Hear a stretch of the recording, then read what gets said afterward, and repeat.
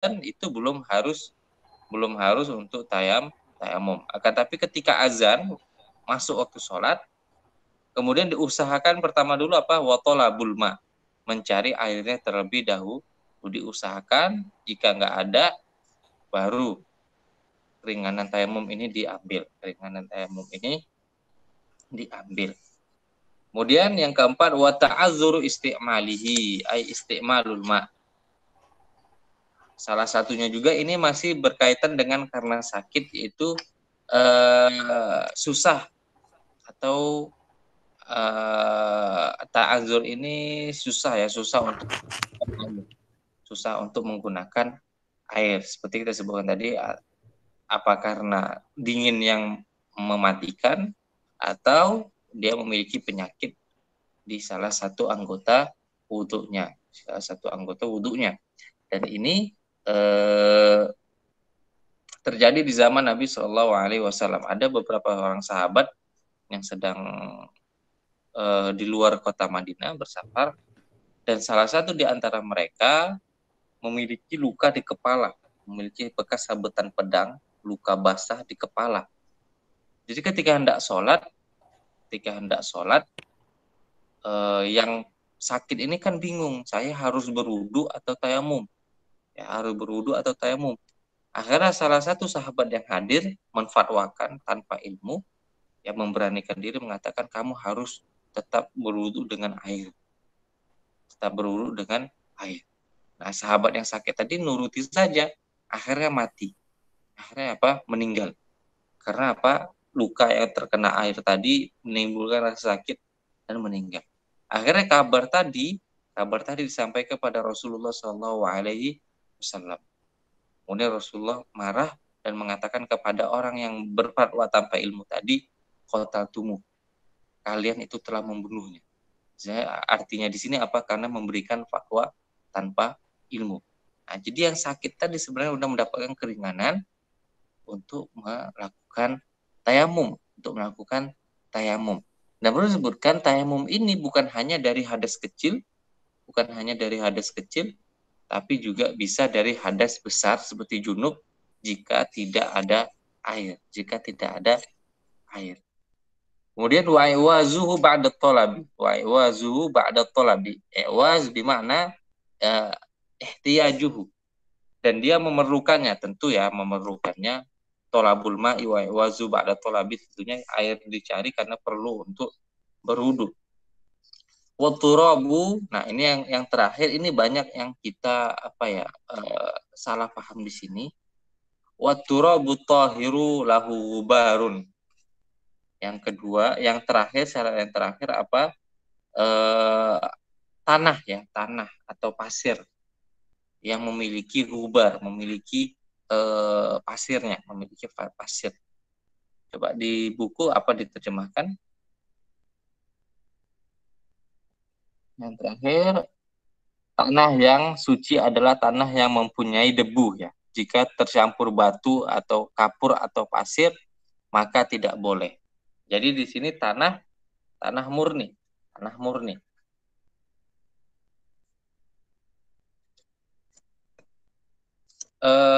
Makanya misalnya yang di sini banyak kesalahan terjadi itu bertayamum dengan media yang tidak ada debunya. Nah, dan di sini Anda belum cari tahu lebih dalam apa ada dasar dalilnya mereka melakukannya, seperti misalnya lagi di pesawat atau dalam kereta api gitu kan. Hanya membasuh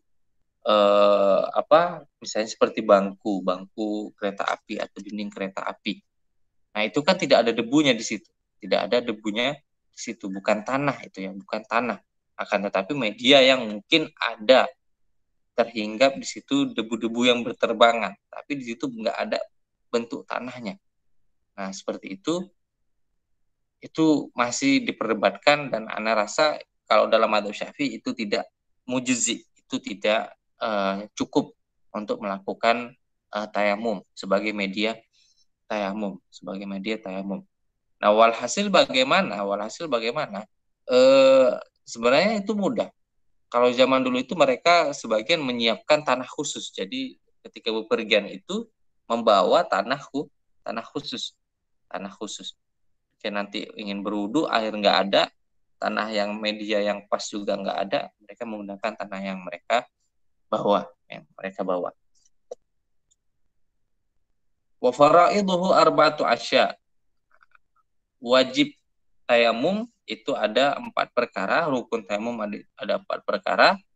An-niyatu wa massul wajhi wa massul yadaini ma'al mirfaqaini wa tartib. An-niyah. Yang pertama tentunya niat. Niat bersuci dengan tayamum, bukan dengan air. Kemudian mashu al-wajhi. Mashu al-wajhi.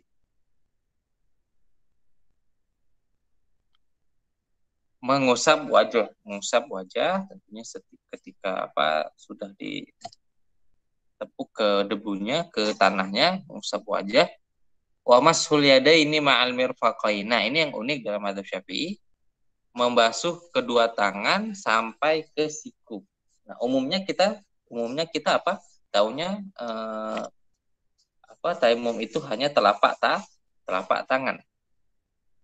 Akan tapi dalam mazhab Syafi'i, ijtihadnya mazhab Syafi'i itu sama. Yadun itu dalam mustalah bersuci, yadun itu dari ujung tangan sampai siku. Jadi dalam mazhab Syafi'i tayamumnya dari ujung tangan, telapak tangan sampai ke siku juga, sampai ke siku. Wa tartib, kemudian berurutan niat, wajah, tangan. Udah gak di anggota badan yang lainnya.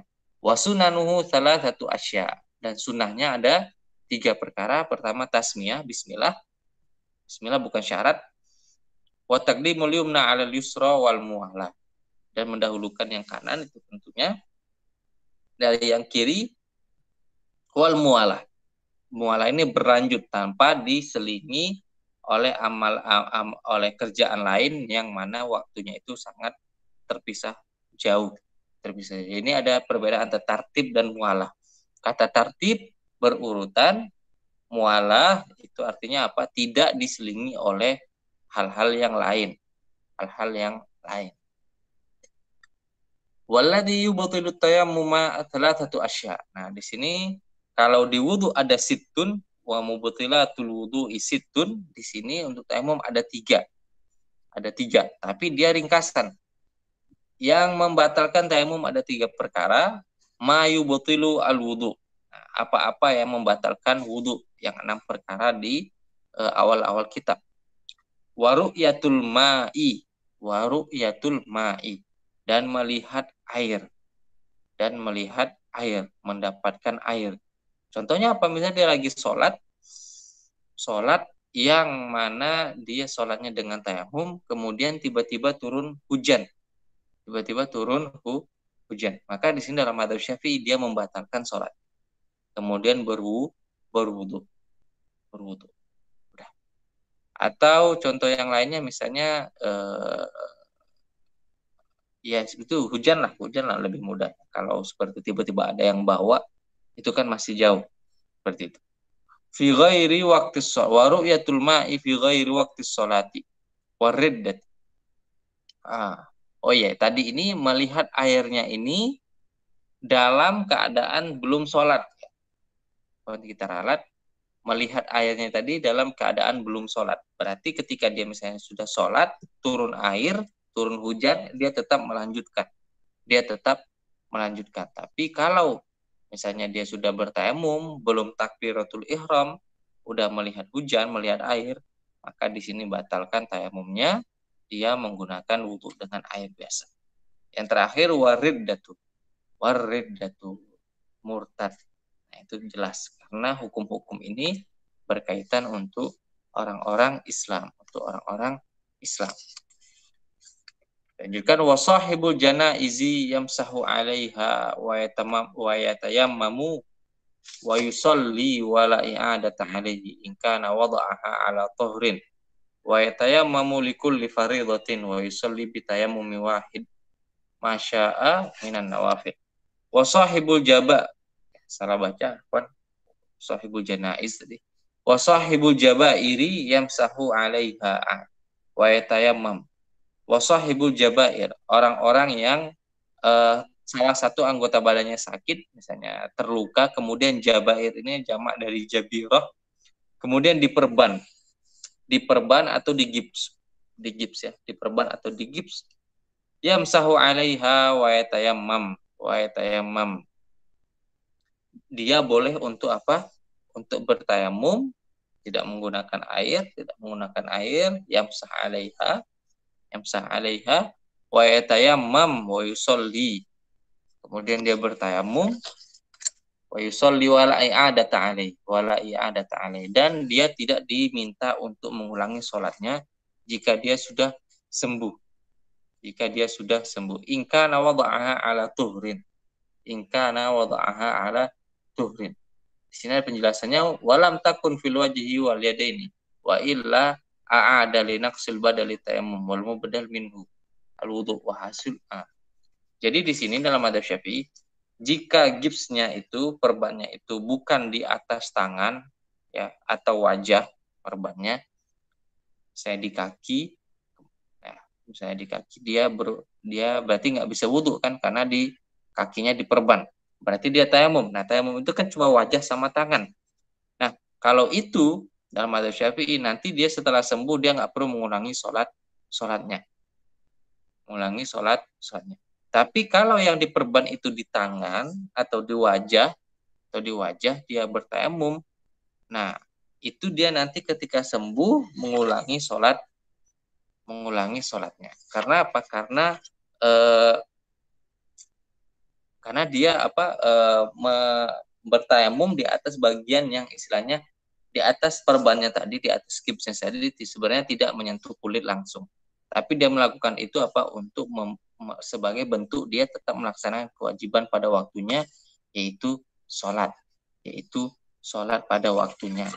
Nah, nanti ketika dia sembuh, dia ada i'adah, yaitu untuk mengulangi sholatnya kembali. Wa yatayammamu likulli faridatin. Berbeda dengan wudu, satu wudu jika tidak batal maka bisa dilakukan untuk beberapa sholat. Misalnya untuk wudu untuk sholat maghrib sampai datang waktu isya belum batal, bisa langsung lanjut. Kan tapi tayamum dia harus dimulai atau diulang setiap kali mau sholat. Misalnya di maghrib tayamum, nanti di isya tayamum lagi. Dan di sini hikmahnya apa?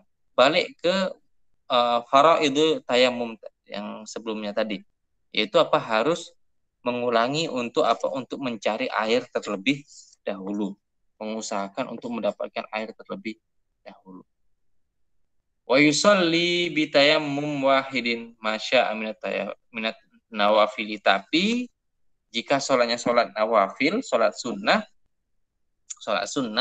boleh satu tayamum digunakan beberapa sholat. Misalnya tahiyatul masjid satu, kemudian qobliyah sholatnya satu, kemudian untuk ba'diyahnya udah tiga. Tapi untuk sholat wajibnya dia hanya satu sholat. Faslun fi bayanin najasati wa izalatiha. Ini pertanyaan kita akhirkan di 15 menit terakhir insyaallah. Faslun fi bayanin najasati wa izalatiha. Nah, di sini ini bagus ya, matan ini bagus karena dia menyingkat kaidah-kaidah fikih, menyingkat hukum-hukum fikih itu dalam beberapa baris saja. Seperti yang pertama ini perlu dipahami di luar kepala. Wa kullu ma'in kharaja minas sabilaini najisun ma'ada illal maniyah. Setiap cairan yang keluar dari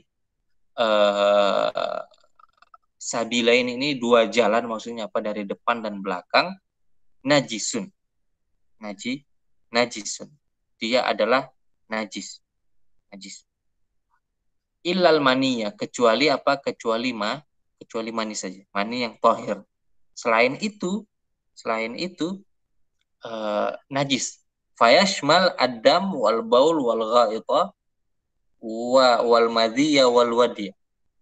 Maka di sini dalam madzhab Syafi'i hanya mani saja yang tahir. Selainnya itu najis. Apakah itu darah, nanah, kencing biasa atau buang air besar atau madhi dan wadi. Madhi dan wadi. Itu juga najis. Itu juga najis. Jadi jika terkena celana dalam, nah celana dalamnya apa? Najis. Celana dalamnya najis dalam atau Syafi'i ini wadi, ya madhi dan wadi itu juga termasuk zat yang najis. Zat yang najis. Nah, di sini dalam satu wadalil aja di sini bentar ya. Ini ada najasahnya itu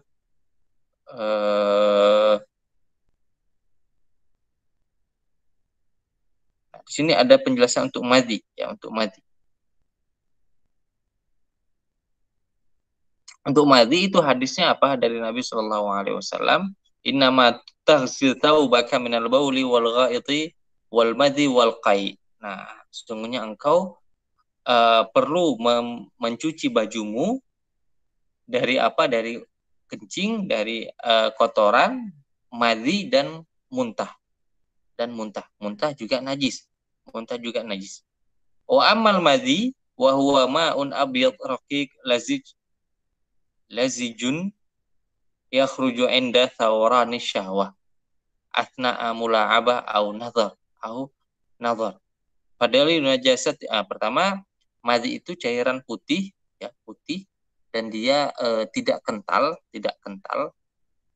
tapi kesat yang mana keluar dari alat kelamin ketika apa? Ketika seseorang itu pertama mula masa. Misalnya dia apa sebelum berhubungan intim dengan istrinya, dengan keluarganya itu mula masa dan muda abah, tentunya permulaan belum sampai penetrasi itu sudah keluar, ada yang keluar. Nah, itu madhi itu udah najis. Yang kedua, dia keluar bisa jadi bukan hanya karena mula masa, tapi juga karena nazar, karena melihat. Nah, ada sebagian orang yang dia syahwatnya tinggi, ketika dia melihat apa yang dia inginkan, apa yang terkhayal olehnya itu sudah keluar. Seperti yang terjadi oleh Ali bin Abi Thalib. Nah, disebutkan qala kuntu rajulan madzaan. Aku orang yang mudah mengeluarkan madzi. Wa kuntu astahi an as'alan Nabi sallallahu alaihi wasallam limakani ibnatihi. Tapi aku malu untuk bertanya langsung pada Rasulullah sallallahu alaihi wasallam karena ya aku sebagai suami dari anaknya Fatimah. Fa amartul Miqdad bin al-Aswad fa sa'alahu fa qala yaghsil dzakarahu wa yatawadda. Yaghsil dzakarahu wa yatawadda. Nah, kemudian aku menyuruh Al-Aswad bin Miqdad bin Al-Aswad untuk bertanya pada Nabi SAW. Kemudian Nabi menjawab yaghsil dzakarahu wa yatawadda. Dia mencuci kelaminnya dan yatawadda dan kemudian berwudu yang baru. Maka di sini jika madzi terkena celana dalamnya juga ikut najis. Kenapa? Tarik kesimpulannya bagaimana? Jika dia tidak najis, karena dia disuruh Nabi SAW untuk mencuci kelaminnya dan untuk berwudu. Nah, mencucinya itu, kalau berwudunya mungkin untuk mandi saja sampai mandi kan, ini hanya berwudu. Tapi mencucinya itu berarti itu apa? Zatnya itu najis. Karena kalau mani apa? Dia tertinggal di media, di baju atau apa itu nggak mengapa. Kecuali dia masih basah itu dicuci, kata Aisyah. Karena dia nanti menimbulkan harum, wangi apa bau yang tidak sedap. Tapi ketika dia sudah kering itu tidak mengapa. Wa amal wadi fa huwa ma abyad kadir takhin yakhruju aqibal baul au inda hamli syai'in thaqil. Adapun wadi itu cairan berwarna putih dan dia warnanya itu agak keruh dan dia agak kental. Dia sering keluar itu bersamaan ketika buang air kecil. Setelah buang air kecil itu di akhir-akhir itu dia keluar.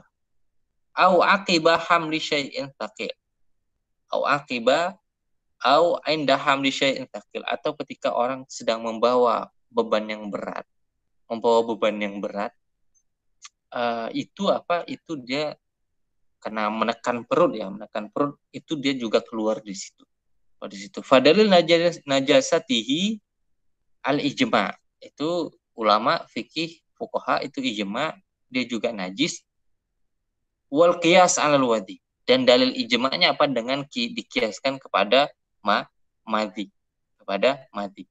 Wa fihi qaulu Ibnu Abbas wa amal madhi wal wadi faghsil dzakaraka wa tawadda wudu'aka lis-shalah. Nah, di sini asar dari Ibnu Abbas, adapun madhi dan wadi, maka cucilah kemaluanmu dan wudhulah seperti wudhumu untuk sholat. Dan di sini tarik kesimpulannya, dia najisnya itu untuk mencuci kemaluan. Berarti apa? Ketika dia misalnya masih terdapat di bagian kemaluan, berarti itu najis. Ketika dicuci baru dia hilang. Karena kalau dia tetap ada berarti menghalangi kesucian untuk sholat. Kemudian dilanjutkan dengan wudhu. Nah, dan ini tentunya banyak yang terluput dari kaum muslimin ini masalah ini ya. Karena rata-rata yang pahamnya itu hanya apa? Hanya mani saja. Jika tidak keluar mani, maka tidak ada masalah. Atau jika celana dalamnya tidak terkena baul, ya air kencing, nggak mengapa. Ternyata yang dua ini bahkan ijma. Ini bahkan ijma juga. Ini juga dua zat yang najis. Nah, mungkin ada satu cara ya. Kita mungkin sering aktivitas berjam-jam, 10 jam, belasan jam di luar rumah. Tentunya itu hal yang menyulitkan jika kita membawa pakaian dalam lebih dari satu ya. Susah, dan itu sering lupa. Tapi ini solusi ini juga susah sih kalau nggak dibiasakan, itu membawa tisu ya. Tisunya bagaimana? Nah, nanti ketika menggunakan celana dalam itu dilapisi dulu ya, dilapisi bagian depannya itu ditaruh tisu. Jadi kalau nanti antum habis buang air kecil, ditakutkan untuk keluar wadinya tadi, atau ya tiba-tiba misalnya keluar madhi, jadi dia tidak mengenai bagian celana dalam. Nah, jadi tinggal hanya mengenai bagian tisu, nanti tinggal dibuang, diganti tisu yang baru. Nah, mungkin ini bisa jadikan solusi. Lanjutkan, wa kullu ma'in kharaja minas sabilaini najisun ilal maniyya. Nah, di sini kenapa mani dia tidak diikutkan hal yang najis itu dari Nabi sallallahu alaihi wasallam, li annahu su'ila 'anil mani yusibu thawba faqala inna ma huwa kalbus wal makhab. Nah, kata Nabi sallallahu alaihi wasallam, enggak. Kalau mani itu dia seperti apa? Seperti air liur atau hingus ya. Itu tidak najis, Dan itu tentunya berefek juga. Nah, kalau kita katakan mani itu najis, lah manusia kan khuliqa min ma'in mahin ya. Manusia itu awalnya dari mani. Jika mani itu najis, ya bagaimana manusianya setelah besar. Nah, itu. Kemudian wa ghaslu jami'il abwali wal awrati wal arwathi wajibun illa baula as-sabiy alladhi lam ya'kul at-ta'am.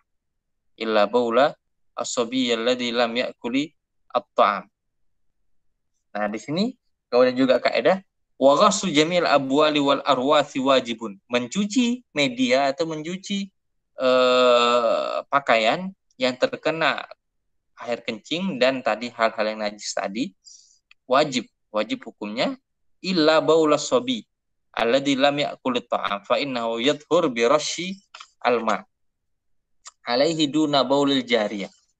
Kecuali misalnya untuk orang tua punya bayi, kecuali kencing anak bayi yang belum makan. Nah, itu nggak perlu dicuci, hanya cukup dipercikan air ke atas pakaian kita, itu udah cukup. Tapi ini sebagai catatan, dua. Pertama, bayinya belum makan, ya masih menyusu. Kenapa? Karena ketika dia udah makan, nanti air seninya itu kandungannya udah berbeda seperti orang dewasa, udah najis. Yang kedua, dibedakan hukum yang tadi hanya bisa cukup untuk memercikkan air, nggak mesti mandi, nggak mesti dicuci. Itu jika bayinya bayi laki-laki. Jika bayi laki-laki, batasnya sampai apa dia makan. Itu MPASI namanya, itu sekitar umur 5 bulan atau 6 bulan itu udah mulai ada makanan pendamping. Nah, sebelum itu murni dia minum air ASI itu masih boleh bayi laki-laki. Tapi kalau bayi perempuan dari awal lahir itu sudah baulnya itu sudah najis. Dan orang tua tentunya harus hati-hati di situ. Dari pakaiannya, dari misalnya di kasur itu harus ditaruh kain atau perlak, jangan sampai menajiskan satu kasur, misalnya satu spray atau apalagi satu kasurnya tadi, satu ranjangnya tadi. Nah, itu harus hati-hati. Nah, ini penting ya, fikih-fikih seperti ini penting, bukan hanya fikih tentang zaujiahnya, tentang berhubungan suami istrinya, tapi udah anak juga penting. Jangan sampai kita nanti pergi ke masjid sholat, pakaian kita ada najis anak. Kemudian dilanjutkan, wala yu'fa an syai'in minan najasati illal yasir minad dam wal qaih wa ma la nafsa sa'ilah idza waqa'a fil ina wa mata fi fa innahu la yanjusu bi syartaini ala yughayyir ma waqa'a fi lam yatrahu tariq wala yu'fa an syai'in minan najasat illal yasir. Nah, dalam mazhab Syafi'i, nah ini juga berbeda dengan mazhab lain. Kalau mazhab Hambali, dalam mazhab Hambali, semua yang najis-najis tadi, apakah itu air kencing, ya, apakah mani, wadi, terutama air kencing, itu dimaafkan jika hanya terkena percikan sedikit sekali. Itu dimaafkan. Tapi dalam mazhab Syafi'i enggak. Wala yu'fa an syai'in minal jasad. Enggak ada maafu, enggak dimaafkan. Kecuali hanya dari ilal yasir minad dam wal qaih. Kecuali hanya sedikit dari dua. Hanya dari darah dan dari nanah. Dari darah dan dari nanah. Darah, misalnya darah sedikit itu misalnya digigit nyamuk dan nyamuknya darahnya masih sedikit atau pukul keluar dikit saja, itu masih oke. Atau ada luka, ada luka jerawat misalnya lagi sholat iseng-iseng keluar, nah sedikit, itu dalam mazhab Syafi'i juga masih. Tapi kalau darahnya sampai mengalir, nah itu udah batal sholatnya. Begitu juga nanah ya, jika nanahnya keluar dikit saja itu masih oke. Tapi ketika nanahnya itu sampai mengalir udah banyak, nah itu sholatnya sudah batal. Berarti di sini dalam mazhab Syafi'i betul-betul harus menjaga menjaga dari yang namanya air kencing ya. Karena nggak dimaafkan walaupun sedikit saja. Berarti di sini dulu juga ada teman dari santri nanya, Ustaz, bagaimana gitu kan cara untuk menjaga agar kita ketika bersuci itu nggak tersisa bagian air kencingnya gitu kan. Gimana kita cara untuk cari taunya itu bagaimana? Nah, itu bisa dilihat jika nanti karena dalam antum itu antum pakai ya. Ketika antum selesai pakai, coba dihirup. Kalau ada bau pesing, berarti Berarti istinjanya, berarti bersucinya itu belum sempurna. Ya, berarti belum sempurna kalau masih bau pesing. Karena kadang air kencing itu dia ketika kita sudah selesai, dia masih ada, ternyata masih turun. Atau bahkan sebelumnya, karena kita terlalu kebelet ya, belum masuk kamar mandi udah keluar. Nah, maka solusi yang tadi itu membawa tisu itu bagus ya, agar tidak mengenai bagian celana dalam secara langsung. Wallahu a'lam. Itu ide. Kemudian wa ma la nafsa idza waqa'a fil inha wa mata fihi fa innahu la yunajjisuhu. Kemudian jika ada hewan, ya, jika ada hewan yang tidak memiliki darah mengalir seperti serangga, seperti kecoa, jika jatuh, ya, idawa ka'afil ina, jika jatuh ke dalam bejana, ke dalam air, misalnya dalam gentong ada air, atau ada minyak goreng, atau ada mentega, itu apa, wa mata fi, kemudian dia tentunya mati di situ, fa innahu la yunajjisuhu, sungguhnya dia tadi tidak menyebabkan najis, tidak menyebabkan najis. Jadi airnya tadi tidak najis, minyak gorengnya tidak najis, menteganya tidak najis, kecuali apa, bisyartain alla yughayyirahu ma waqa'a fi, jika serangga yang mati tadi tidak mengubah air, misalnya tadi tidak mengubah sifat airnya. Sifat airnya itu apa? Jika berubah dia menjadi najis, seperti aromanya, ya, warnanya dan rasanya. Aroma dan rasanya.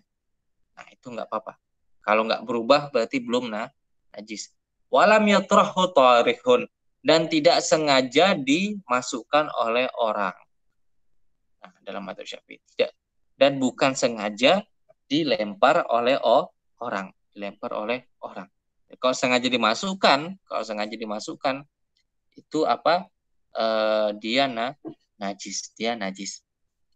Nah, di sini juga ada perbedaan dalam mazhab lain. Misalnya dalam mazhab Syafi'i yang diperbolehkan hanya apa, wamala nafsa sa'ilah, hanya serangga, ya, syarat serangga. Jika yang masuk tikus itu bagaimana? Masuk ya tikus mati dalam gentong. Itu semua najis dalam mazhab Syafi'i. Tapi dalam mazhab Hambali itu dibagi dua. Ya, mazhab Hambali pertama sama dengan mazhab Syafi'i. Kalau itu serangga, ya sama hukumnya yang tadi. Tapi kalau yang jatuh itu selain serangga, misalnya tikus, dalam mazhab Hambali dibagi dua. Jika dia jatuh ke ya, misalnya minyak goreng atau mentega atau madu dalam keadaan cair, itu semuanya najis. Satu gentong itu najis. Tapi misalnya dia jatuh ke atas mentega beku atau madu beku, itu dalam mazhab Hambali apa? Diambil bagian sekitar dari tikusnya saja. Jadi kan misalnya kayak mentega itu tikusnya jatuh, pasti kelihatan lah perubahan warna di sekitar mentega yang dia terefek dari bangkai tikus tadi. Maka istilahnya di skop, ya, diambil bagian yang kira-kira itu terkena bagian efek dari bangkai tikus tadi. Udah diambil, udah cukup. Selebihnya itu masih tohir. Selebihnya itu masih apa? Itu masih suci. Dan ini ada kisahnya ulama, ya, itu Imam Abu Hanifah atau Imam Abdullah bin Mubarak, lupa, atau yang lain. Jadi dia imamnya ini pedagang dan dia sudah membeli madu udah puluhan ribu dirham. Dia udah mau modal nih, mau didagang, ya, ditaruh di gentong. Qadarullah, masuk tikus. Akhirnya apa? Ya, disinilah peran dia sebagai ulama alim, ya, alim fakih, yang dia bertakwa. Kalau dia orang lain, ya, misalnya pedagang biasa yang nggak paham fikih, kemudian agamanya nggak ada, bisa jadi apa? Ya udah, nggak ada yang lihat, ambil aja tikusnya, gitu. Kemudian apa, dijual seperti biasa.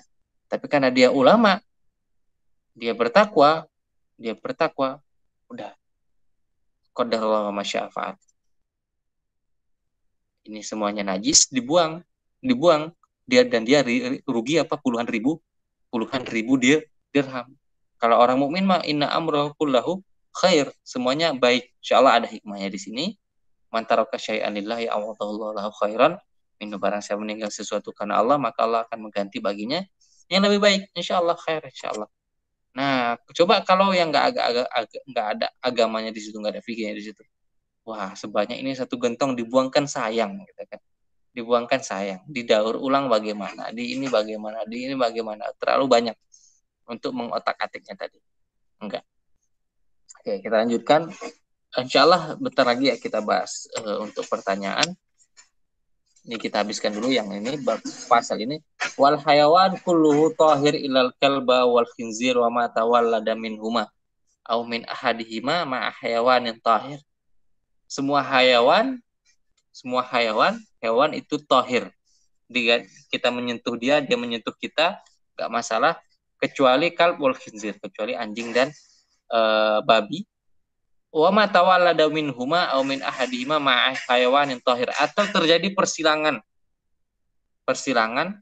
antara dia tadi dengan binatang lain, binatang yang asalnya itu suci. Misalnya ya ini lupa nanti biologi apa bisa terjadi persalinan ya.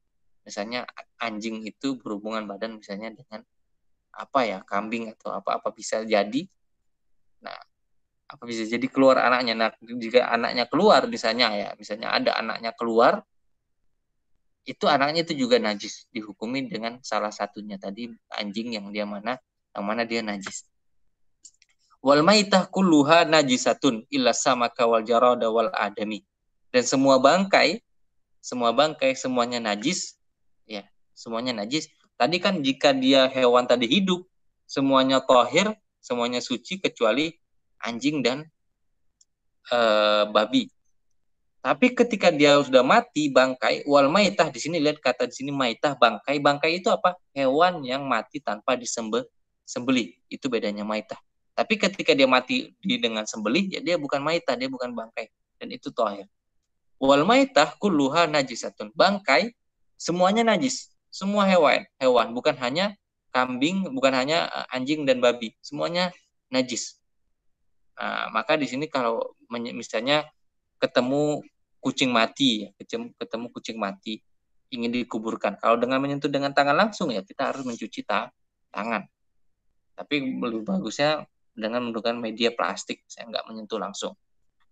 Kulluha najisatun illa samaka wal jarada, kecuali bangkai ikan, belalang, dan jenazah manusia.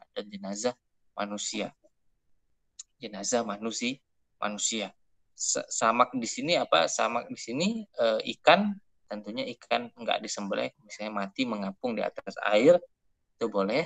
Kemudian jarad di sini belalang juga halal dan dia mati masih boleh. Kemudian jenazah manusia itu asalnya tahir. Jenazah manusia asalnya tahir, kecuali nanti antum yang menyentuh bagian-bagian yang terkena najisnya. Misalnya waliyadzubillah, misalnya jenazahnya itu berdarah-darah. Nah, yang najis itu darahnya, bukan badannya. Atau dia terkena air besarnya gitu kan, BAB-nya seperti itu. Wa yusalul ina min wulughil kalbi wal khinzir sab'a marratin ihdahunna biturabin tahir. Wa yusal min sa'ir najasat marrah ta'ti alaihi wa thalath afdal. Yang pertama, jika ada bejana atau suatu barang terkena dijilat oleh anjing atau babi, ya dijilat, maka cara mensucikannya dicuci 7 kali, salah satunya dengan tanah suci, dengan biturabin tahir. Di sini di kampung ya, hati-hati, kadang di kampung itu ada tetangga melihara anjing, misalnya dia masuk ke pekarangan, masuk ke dapur, dia menjilati panci misalnya, itu harus dicuci seperti ini. Akan tapi jika selain wa yuksal min sa'irin najasat marota'ti alaihi. Nah, ini juga kaidah, semua barang semua media itu dicuci sekali saja cukup jika terkena hal-hal yang najis. Seperti tadi air kencing, cukup cuci sekali saja hilang. Wa thalath afdal. Tapi dicuci 3 kali itu lebih baik. Tapi 1 cukup jika 1 itu sudah menghilangkan najisnya. Wa idza takhallalatil khamru. Nah, ini bagus nih. Fikih nih. Di pesan 6 Ana udah bahas kemarin. Apa hukum bir zero. Nah, kan banyak sering nanya gitu. Zero bintang itu bir bintang yang zero, alkoholnya 0%, itu hukumnya bagaimana? Dia kan 0% nggak memabukkan, tapi dia bir gitu kan, tapi dia bir. Nah, itu bagaimana hukumnya? Ini di madzhab Syafi'i. Wa idza takhallalatil khamratu bi nafsiha tahurat wa in khullilat bi tarhi syai'in fiha lam tadhur. Apabila khamar itu takhallalat itu bukan fermentasi. Ada yang tahu istilahnya apa? Kang Nafi masih ingat dulu Dafa itu ada sebut istilahnya itu homer itu dari yang awalnya dia beralkohol, kemudian dia dilakukan suatu apa, kemudian dia hilang alkoholnya, istilahnya di bukan ditekan ya, istilahnya sampai hilang jumlah alkoholnya, itu dia jika binafsiha tahurat, jika homer tadi dia berubah secara sendirinya, fermentasi, ekstrak, fermentasi justru menjadikan dia homer gitu kan. Kalau fermentasi yang misalnya seperti tape atau apa atau apel difermentasikan sampai dia homer, diekstrak. Nah, boleh, bener kayak diekstrak ya gitu ya. Diekstrak sampai jumlah alkoholnya itu ditekan sampai 0%. Nah, seperti itu. Dan maka dalam madzhab Syafi'i jika homer tadi dia hilang kadar alkoholnya secara sendirinya, maka dia suci, tohurat. Tapi wa in khulilat bitarhi syai'in, nah fihi syai'in fiha lam tathur. Tapi kalau ada campur tangan orang lain, manusia di situ, dimasukkan satu zat lain sampai kadar alkoholnya hilang, masukkan zat lain, zat kimia lain untuk menghilangkan kadar alkoholnya, maka di sini tetap haram hukumnya, tidak suci. Maka di sini terjawab hukum bir bintang, hukumnya apa? 0% itu hukumnya dia tetap haram karena dia asalnya apa? Dia awalnya ada alkohol kemudian dihilangkan, hanya tinggal rasanya, dan rasanya itu kan itu masih ada. Begitu juga untuk minuman lain. Kemarin kan sempat heboh di Arab Saudi ya. Di Arab Saudi ada beberapa minuman yang dia 0,0. Dia awalnya itu apa? Dia awalnya perusahaan bir, kemudian dia jual versi ininya 0,0-nya itu bagaimana? Nah, dan itu khilaf ya. Kalau di madzhab Hambali itu dibolehkan. Tanpa melihat apakah dia hilang dengan sendirinya atau dihilangkan kadar alkoholnya. Yang penting apa? Dalam Hambali itu memandangnya apa? Ilah, sebab pengharamannya itu karena ada zat yang memabukkan, ada khomernya. Ketika zat itu hilang, al-hukmu yaduru ma'ilatihi hai sudar, kata kaidah usuliyahnya, hukum itu dia berputar dengan ilah. Ketika ilahnya ada, dia hukumnya ada. Jika ilahnya sudah hilang, tidak ada, maka hukumnya juga hilang. Khamr itu kan haram karena dia memabukkan. Jika zat yang memabukkannya itu sudah hilang, berarti hukumnya hilang. Nah, itu madzhab Hambali. Tapi dalam madzhab Syafi'i enggak. Dalam madzhab Syafi'i dibedakan. Jika dia hilang dengan sendirinya itu boleh. Jika dihilangkan dengan zat lain, maka itu tetap haram. Dan tentunya kita sebagai tholabatul ilm itu berbeda dengan awam. Mungkin untuk awam ya kita masih mungkin ada teman-teman yang minum bir bintang zero itu mungkin kita masih ada uzur lah, oke lah, kita masih uzur, madzhab Hambali masih membolehkan. Tapi untuk kita tentunya itu khawarim muru misalnya antum lagi foto segala macam, di atas meja ada bir bintang, wah ini 0,0 ini nggak haram ini. Tentunya itu kan menimbulkan perdebatan, nggak enak untuk dipandang. Tapi ini udah selesai babnya, insyaallah fi bayanil ahkamil haidhi wan nifasi wal istihadah, insyaallah di minggu depan kita jawab pertanyaannya. Jika ada boleh ditanya langsung atau di kolom soal. Pertama Nafis.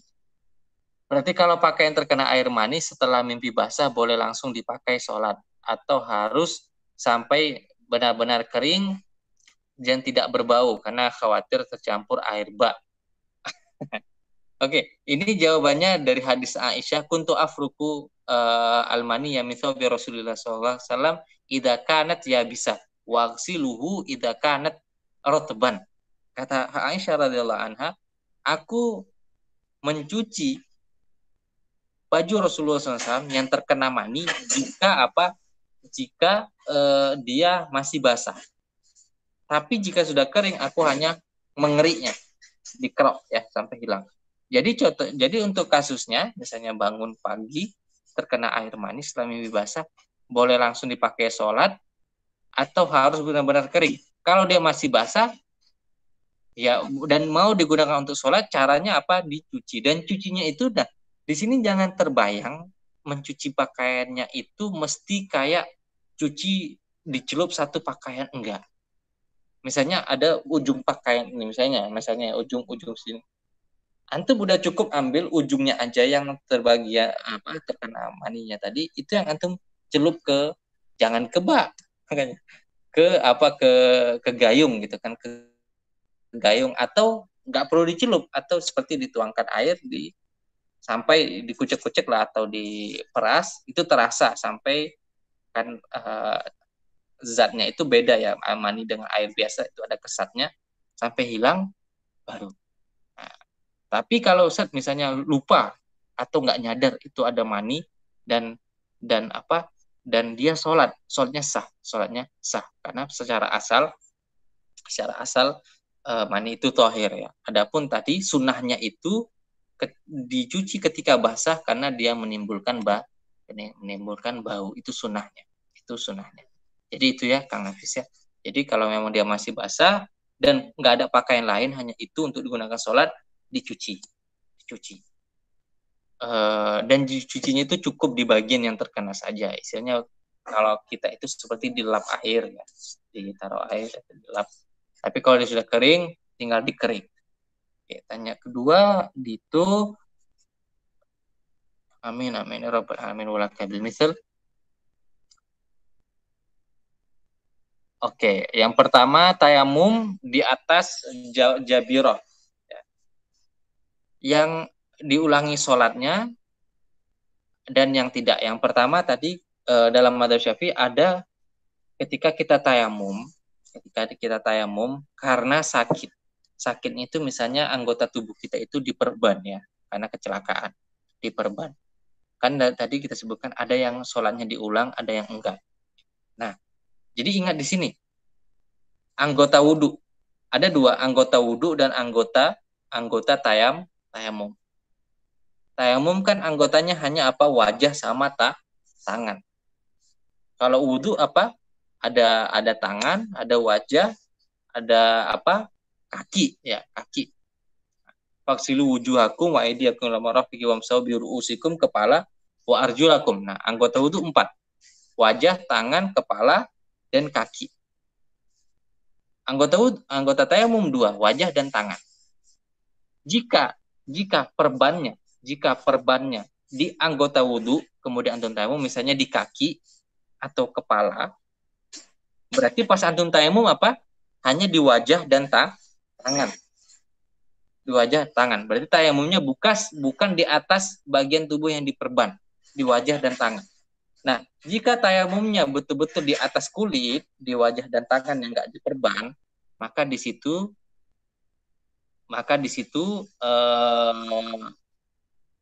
sholatnya nggak diulang. Tapi kalau antum tayamumnya di wajah dan tangan dan lukanya itu di wajah atau tangan, berarti kan tayamumnya di atas perban.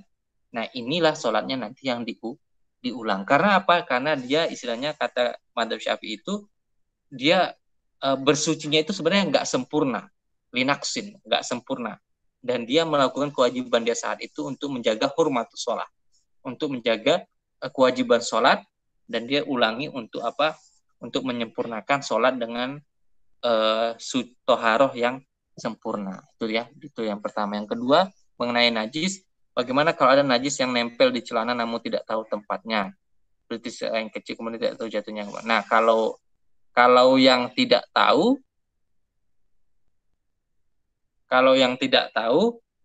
berarti dicuci semua.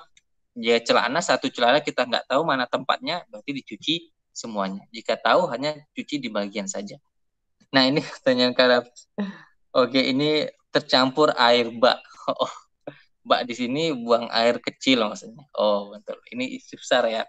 Ini penting seperti ini karena bak itu umumnya itu bak mandi ya, bak air. Oke. Kemudian Irfan, kalau bayi laki-laki yang tidak minum ASI, namun seperti susu SGM, apa masih suci? Ya, kalau masih susu ya masih oke. Masih, kalau dia masih susu SGM belum makan makanan pokok itu masih oke. Masih boleh dihukumkan sama dengan air ASI bayi laki-lakinya. Tapi insya Allah nggak ada ya bayi yang langsung lahir langsung makanan pendamping, nggak, minimal untuk sampai 4, 5 atau 6 bulan. Oke. Untuk Ismail, tips dan trik naik gunung dengan bermalam supaya bisa menjaga kesucian sehingga masih terjaga sholatnya seperti apa. Nah, ini bagus nih. Nah, ini ada bagus. Kemarin ada teman berapa orang juga mendaki. Nah, itu tak bilangin. Kalau mau untuk jaga, nah kan dilema, kita butuh air untuk minum. Ya, butuh air untuk minum. Tapi kita juga butuh air untuk sholat. Akhirnya bagaimana? Dari rumah tuh disiapin, antum bawa botol spray. Antum bawa botol spray, jangan spray bekas ki spray untuk ini tuh nyetrika, udah berbau. Tapi beli botol doang, isi air, misalnya isi berapa nih, segini nih, berapa mili nih isi air. Nah, nanti pas mau wudhu, antum tinggal semprotkan air spraynya ke bagian wudhu. Dan tentunya dia mengenai semuanya dan kadar airnya hanya dikit. Anggota tubuh basah, tapi air yang terpakai hanya dikit karena menggunakan spray. Itu yang pertama. Kemudian ketika dalam kondisi air sedikit, antum dalam berwudu hanya mencukupkan diri melakukan gerakan-gerakan yang wajib saja, yang 4 tadi. Jangan semuanya, jangan sunahnya. Cukup yang wajib. Faksilu wujuhakum wa aidiyakum ilal marafiqi wamsahu bi ru'usikum wa arjulakum ilal ka'bayn. Cukup wajah, tangan sampai lengan, rambut, nah, dan kaki sampai mata kaki. Udah. Karena airnya sedikit. Kan kalau seperti yang banyak menggunakan air itu seperti apa? Kumur-kumur. Itu sunnah. Berarti nggak apa-apa. Dan memasukkan air ke hidung. Berarti itu sunnah juga, dilewatkan saja. Itu tipsnya ya. Ismail. Bawa botol spray dan pas wudhu hanya di bagian yang wajib saja. Hanya bagian yang wajib saja. Oke, sekarang Yusuf. Suatu tempat ada penjual kopi yang ada varian menggunakan rum. Nah, kita membeli kopi biasa tanpa rum. Namun dalam proses membuat kopi biasanya si alatnya sama dengan alat pembuat kopi yang dipakai rum. Berarti ini juga tidak boleh. Karena Syafi'i sana pernah tanya ke beliau membolehkan dengan alasan ilat yang tadi. Nah, benar Yusuf. Tentunya Ustadz yang menjawab dengan alasan ilat yang tadi. Pasti rata-rata menggunakan madhab Syafi'i karena efek mabuknya itu nggak ada. Tapi kalau dalam madhab Syafi'i tentunya nggak boleh. Seperti ini juga memang pernah ada gitu ditawarin beli minuman, dia sebutkan apa gitu, nama tertentu yang ternyata itu Homer yang 0%, karena nggak sadar. Tapi terakhir sadar, akhirnya balik ke sini.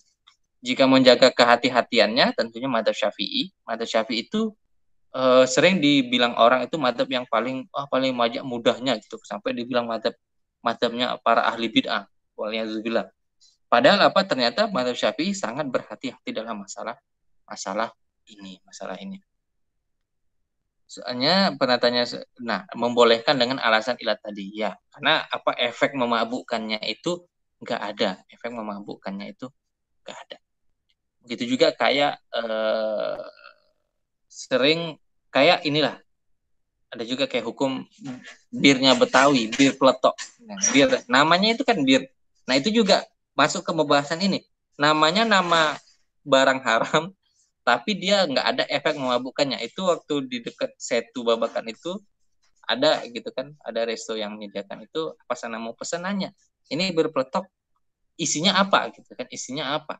Dia sebutkan bahannya rempah-rempah, ternyata halal kan gitu kan, ya halal bang gitu kan, namanya doang katanya, oh namanya doang, ya udah namanya, berarti hukumnya halal, dia hanya nama. Tapi itu tadi kalau di pembahasan lain itu nama itu harusnya dipilih nama yang baik-baik saja. Oke, ke Dito,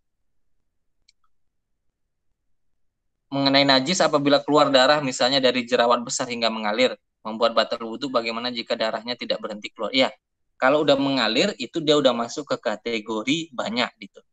Nah, memang Ana juga dulu ini juga lagi jerawatan, atau kenapa? Pas kadang tipe jerawat kan ada yang kayak jerawat itu kayak bisul ya, besar. Itu kan kadang keluar nanah, kadang keluar darah sampai ngalir di sini. Misalnya tuh seringnya itu pas berwudu. Berwudu, udah wudu, udah asyik, udah wudu. Pas mengelap wajah pakai handuk kan diseret kena bagian kasar kain handuk tadi, luka, keluar lagi darah yang ngalir sampai sini, ya itu batal, itu batal wudhu lagi, kan dikeringin dulu, wudhu. Nah, nanti pas ngelapnya itu pelan-pelan pakai tisu.